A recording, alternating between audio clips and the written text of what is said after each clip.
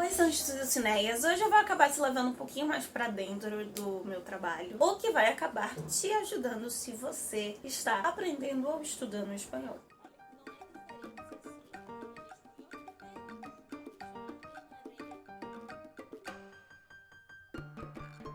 O que temos para hoje são Cinéias. Eu sou a Larissa Bertolino. Você está no canal Uma Garota Quixotesca, que trata de literatura partindo dos assuntos, temáticas, critérios literários que saem daqui de dentro do Don Quixote, querendo ou não, das coisas que toca El Quijote, a língua espanhola. Como professora de espanhol, eu sou professora de espanhol pelo CNA, o curso de cultura norte-americana, que tem uma proposta de metodologia de ensino comunicativo, com foco na comunicação. No entanto, uma das coisas que nós temos dentro do projeto são vários cursos de cultura, de literatura, alguns projetos de leitura dentro desse processo. Uma coisa recorrente que os meus alunos me questionam são em relação aos livros literários. De uma certa maneira, os livros didáticos, eles entram ou do zero e vão seguindo os níveis, ou eles fazem um teste de nivelamento, a gente sabe ali onde o aluno tem que estar, ele conduz ali os assuntos que ele precisa aprender, enquanto que os textos literários são muito abrangentes, são diversificados. Isso faz com que às vezes o aluno se sinta muito seguro em algumas coisas, vai pegar um livro que ele quer muito ler no original, ele começa a ler, ele se frustra, porque ele não entende, ele não consegue avançar. Como é que eu sei o nível, então? Como escolher esses livros? Já eu quero muito ler tal livro, mas eu tenho medo de não entender e acabar tendo uma frustração, achando que eu não entendi a obra, que eu não posso avançar, que eu não consigo ler aquela obra.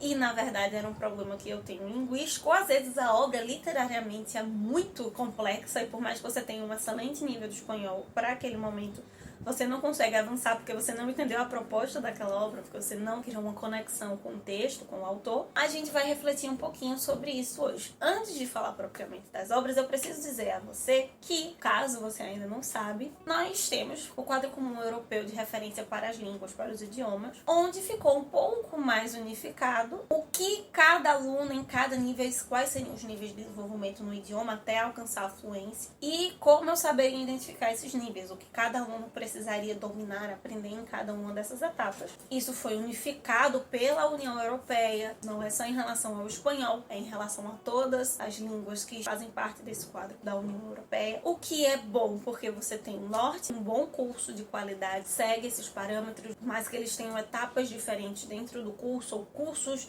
diferentes dentro daquela instituição. Elas vão seguir esse parâmetro para desenvolver de um modo mais rápido ou mais paulatino cada um desses alunos dentro da proposta, dos motivos pelos quais eles estudam aquele idioma. Esse quadro é muito voltado para professores, para as pessoas da área de educação, mas você que é aluno, se você quiser ler, entender um pouquinho, é bom para você se perceber, entender as suas principais dificuldades, os seus pontos fortes, trabalhar e investir um pouco nisso. A propósito, já fazendo um merchan, você pode, dentro do CNA, por exemplo, ser nosso aluno, fazer um teste que vai apresentar ali um documento mostrando qual o seu desempenho, qual o seu nível de espanhol, de inglês todo pautado na Universidade de Cambridge, e o espanhol, né, com o Cervantes, que é a grande instituição de língua espanhola para todo mundo, que é muito importante, não apenas para você se conhecer, mas é um documento comprobatório que diz aqui, olha, eu sei falar espanhol. Você bota ali no seu currículo dizendo que tem um nível avançado, eu sou fluente em espanhol, sou fluente em inglês. E às vezes a pessoa não é, então o documento tem essa comprovação. É algo excelente, não só para a sua autoestima, para o seu desenvolvimento, mas também para a área de trabalho. Esses documentos, esses testes, eles analisam as 4 habilidades da língua: o ler, escrever, falar e ouvir, né, o entender, dentro de 3 níveis, na verdade são 6, 2 para cada um desses níveis. Dentro desses níveis você tem uma fase inicial e tem uma fase que você está evoluindo para o próximo. Seria o nível A, inicial, básico, descoberta.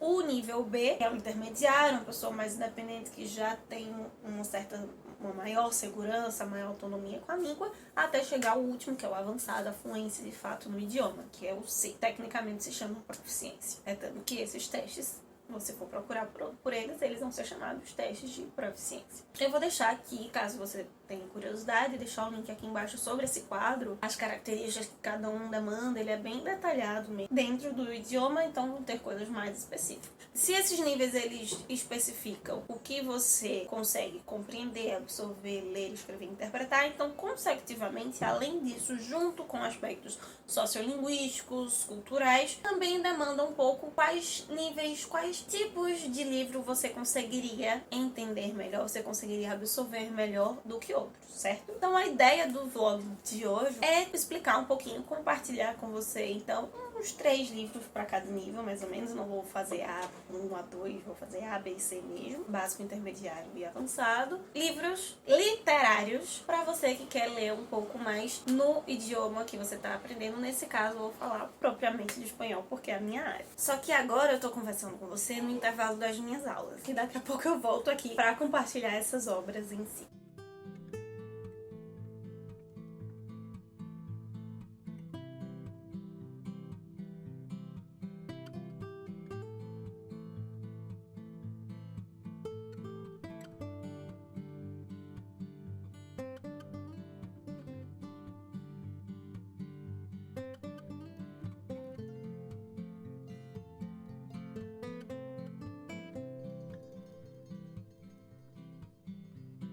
A ver, então, chicos, minha aula acabou. Então vou sugerir aqui pra você 9 livros. 3 pro nível básico, 3 pro nível intermediário e mais 3 pro nível avançado. Talvez o terceiro do nível avançado seja um dos mais desafiadores da língua espanhola de tudo. Não só porque está no terceiro, mas acima de qualquer outro livro. Inclusive, se você gosta dessa temática, você gostou desse assunto, quer que eu volte a tratar um pouco mais sobre aprendizado de idiomas, sobre a questão do espanhol, comenta aqui embaixo para me dar um indicativo ou talvez perguntas, coisas específicas que a gente possa relacionar a literatura com o aprendizado do espanhol. O que é que se espera do primeiro nível, o A1 e do A2? É o básico, é expressar as suas necessidades básicas, se apresentar, falar sobre você. Você consegue falar com o nativo, mas o nativo tem que falar mais despacito, um pouco mais de esforço para estabelecer uma comunicação. Então são livros que demandam um vocabulário mais tranquilo, tempos verbais também um pouco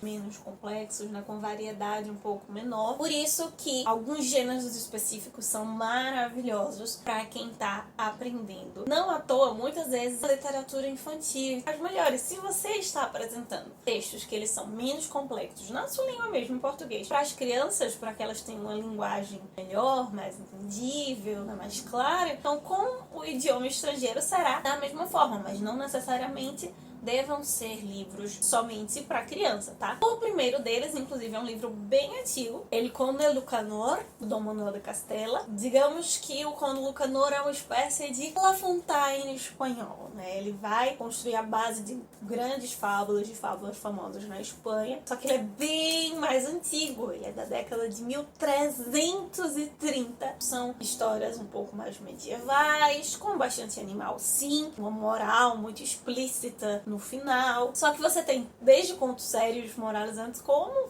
outros mega engraçados, super cômicos. E exatamente por essa idade, pela importância dessa obra, você tem diversas edições, algumas mais adaptadas, outras com o texto original, mas que uma pessoa que está no nível A1, A2 vai conseguir compreender e com certeza se divertir tranquilamente. Para a segunda obra, na verdade, eu escolhi um exemplar de uma coleção. Nós temos El Pepper Rey, que é uma espécie de detetive famosinho. Ele tem diversos livros, cada livro um caso detetivesco, um mistério. Ele é escrito por 2 autores, o Loreto de Miguel e Alba Santos. Então eu vou sugerir um deles, que é o Congresso em Granada. Ele tá numa praça, lendo um jornal tranquilamente, a partir daí vai se desenvolver todo o processo. O interessante de toda essa coleção do Pepper Rey, ou de histórias detetivescas, assim, de mistério, é porque elas te instigam a descobrir as coisas. Além da linguagem tranquila para quem é um A1, um A2, com essa proposta de desvendar o mistério, descobrir o suspense, demanda essa concentração, essa ideia de comunicação. O meu objetivo é descobrir o que aconteceu.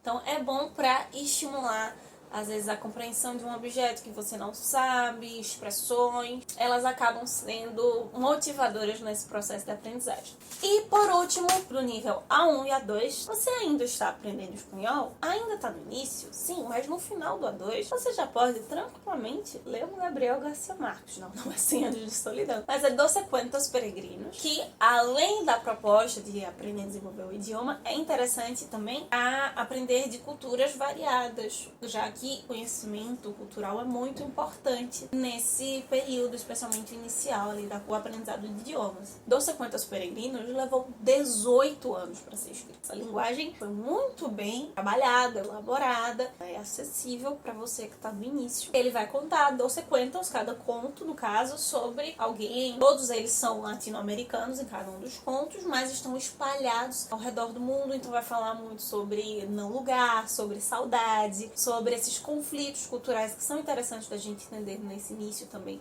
de desenvolvimento do idioma, o que acaba sendo um livro desafiador não pelo seu nível de dificuldade, mas pela pluralidade de temáticas que cada uma dessas histórias vai apresentar. Indo para o segundo nível, que é o nível B, B1 e B2, nós teremos então aí algo que é chamado de falante limiar ou intermediário. Esse estudante de espanhol, ele já consegue se expressar melhor, tratar de opinião, né, de coisas mais profundas, mais elaboradas, pessoais. Ele vai conseguir formular o seu pensamento em espanhol com maior complexidade, pouco mais semelhante a, digamos assim, um nativo. Nesse nível do B1, de início, poderia ser lido por um A2, mas pela complexidade de algumas questões culturais é melhor para um B1 mesmo. É como Água para Chocolate, da Laura Esquivel, uma autora mexicana. Tratar de culinária representando estações do ano dentro de uma novela histórica, digamos assim. Cada uma dessas culinárias e dessas estações do ano vai marcar, na verdade, a história de um amor entre um casal. Cada uma dessas etapas vai estar muito cheio de drama, de comédia, repleto de nuances de linguagem. Por mais que a linguagem seja clara, há nuances, quase como para representar esses sabores, essas estações diferentes. Contar a história da Tita e do Pedro, que eles se apaixonam, mas tem alguns empecilhos por causa da mãe dela, ela tem que cuidar. O Pedro, para ficar perto dela, acaba casando com a irmã da Tita. Só que eles continuam gostando demais um do outro e vai se desenvolver então todo um conflito, toda essa nuance entre drama e comédia até o final da obra. A Laura Esquivel já apareceu aqui com Malinte, que também é uma obra para um aluno B. Um outro autor que já apareceu aqui foi o Miguel Delibes. Apresentei o 5 Horas com Mário. E agora eu trago outra obra dele para um aluno que seja B1, B2, Los Santos Inocentes. Digamos assim que é o cortiço a Luís de Azevedo da Espanha, só que sem a parte do naturalismo. O Miguel Delibes apresenta nessa obra uma família campesina, um pouco miserável, e o pai incentiva muitos filhos a estudarem para sair dessa realidade. O senhor Ivan, que seria tipo o dono dessa região, desse cortiço, ele acaba matando um pássaro da família sem querer. Devido à morte desse animal, vão acontecer todo um conflito, várias confusões, evocar uma resposta, uma reação muito forte dessa família, uma imersão cultural muito interessante, não simplesmente por descrição social, mas o reflexo psicológico dessa situação. E por último, mais uma autora, um B2 já, que essa obra ela é ensaística. Ela é muito legal para você, especialmente como eu, que estuda século XX, a ditadura do Rivera, a guerra civil, o franquismo, entender a psicologia, a sociologia daquela época, especialmente as mulheres, auxilia bastante na interpretação dos livros, para entender alguns nuances dos livros. Carmen Martín Gaite, essa autora, que escreverá Os Amorosos de la Posguerra Espanhola, especialmente o regime franquista, né? Inclusive, ela ganhou prêmios com esse livro.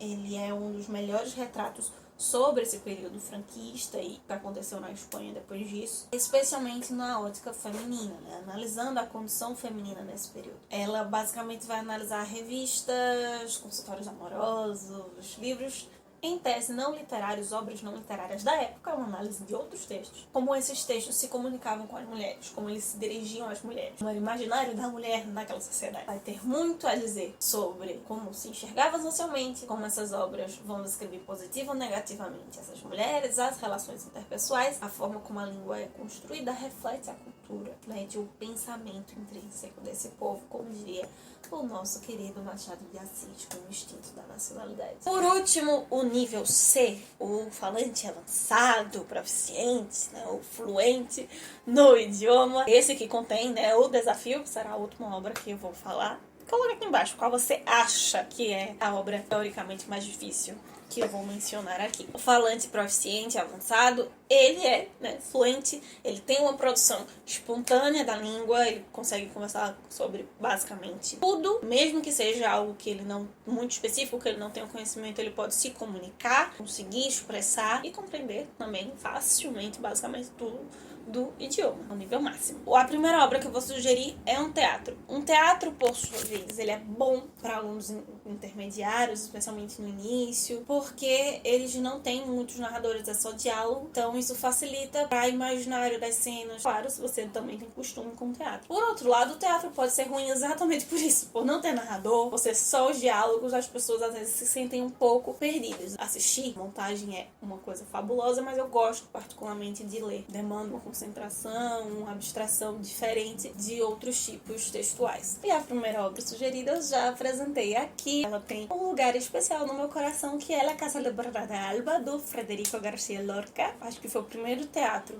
que eu li do Lorca. Esse, particularmente, muito psicológico. É tratar ali de uma família só de mulheres que moram sozinhas. Tratar de assuntos fortes e polêmicos como luto, consciência de classe, consciência de gênero. Culminar tudo isso para uma grande tragédia. Eu recomendo a leitura, mas se você tiver algum dia, mesmo que em português, tiver a oportunidade de assistir a apresentação dessa obra, não pestaneje, não pense duas vezes em assentar. O segundo é de um autor que eu realmente vejo poucas pessoas falando sobre ele. Vamos tratar novamente sobre guerra. Camilo José Cela, a obra La Colmena, que é geralmente definido pela crítica como uma amarga crônica existencial.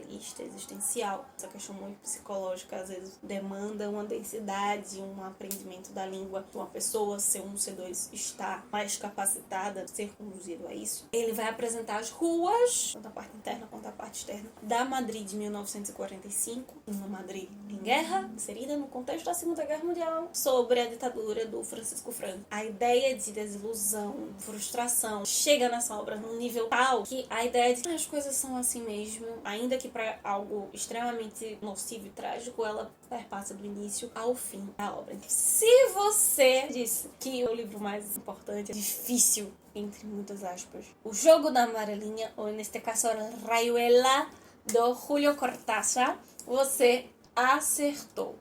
Essa obra não é só talvez a obra mais importante ou mais desafiadora do Cortázar, hispano-americana. A propósito, eu estou preparando para você, digamos assim, a apresentação do que poderíamos considerar a Rayuela brasileira.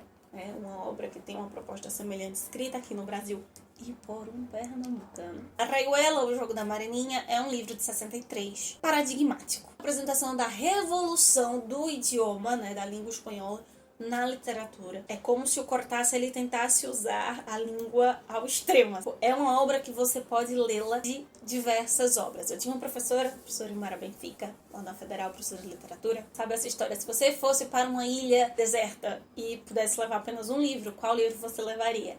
E ela respondia La Rayuela, exatamente por isso, porque há várias formas de ler esporádicos. Há a indicação do livro, de como você lê, e há outras diversas indicações das sequências para se lerem os capítulos, e a partir daí você tem diversas histórias diferentes. Tem ali amor entre casal, histórias falando sobre amizade, algumas caminhadas em Paris, por exemplo, etc. Uma infinidade de histórias e de trajetos literários possíveis em Rayuela. Por isso que, além de esgarçar a língua ao máximo, é uma dificuldade linguística, idiomática, mas também literária, pensamento de concentração que essa obra demanda. É isso, meus queridos cavaleiros andantes. Essas são 9 sugestões que nós temos, 3 para cada nível. Claro que, de acordo com o quadro comum europeu, esses níveis têm ali dizendo o que você necessita, mas no caso de literatura, alguns aspectos extralinguísticos, extra-idiomáticos, digamos assim, potencializam, facilitam esse processo, essa leitura. Algo que nós já apresentamos aqui, de acordo com o livro do professor Aldo, que é letramento literário. Não é só aprender a ler naquele idioma, mas a ler diversos tipos de obras diferentes. Por fim, é isso. Esse processo de aprendizagem de idioma é algo muito belo, muito interessante de você se perceber. Uma das coisas que talvez me causaram maior felicidade, realização e conquista, por mais que eu estude espanhol desde pequenininha, na universidade, lendo os textos teóricos, então tinha muito texto escrito por brasileiros, às vezes, e que estavam cheios de citações em espanhol, ou espanhol com citações em português, essas misturas, assim, no mesmo texto, e eu flutuava, né, de um idioma para outro, às vezes eu tava aqui lendo um tempão, entendeu? Gente, eu tô lendo espanhol, né? Eu tô lendo espanhol. Você tá tão inserida ali, você já tá tão fluente, tão tranquilo, que você acha que às vezes você tá fazendo uma coisa em português e você percebe, não, isso não é português. É esse o foco, alvo, digamos, de uma pessoa que estuda idiomas, né? Chegar a um nível de fluência tal, mas nos ajuda também a aproveitar e perceber os processos. Então me conta aqui se você já teve algum livro, não necessariamente na fluência, mas no nível A2, B2, algo assim, que você teve esse choque, consegui, ou mesmo com certa dificuldade, me pus a ler, não sei, o Don Quixote, cito completo em espanhol, Poeta em Nova York, o original. Me conta aqui, então, qual obra você conseguiu essa conquista ou quer estudar, se dedicar para ler no original. Se você quer mais conteúdo sobre essas temáticas, sobre o desenvolvimento com o espanhol, não esquece de comentar aqui embaixo e ser mais específico, se você quiser algo mais detalhado. Nos vemos segunda-feira para apresentar, então, a nossa nova jornada de leitura conjunta. Enquanto isso, a gente vai conversando e dando alguns spoilers, talvez, lá no Instagram, @garotaquixotesca, que possamos a cada dia continuar saindo da biblioteca e vendo muito além do noite. Valeu!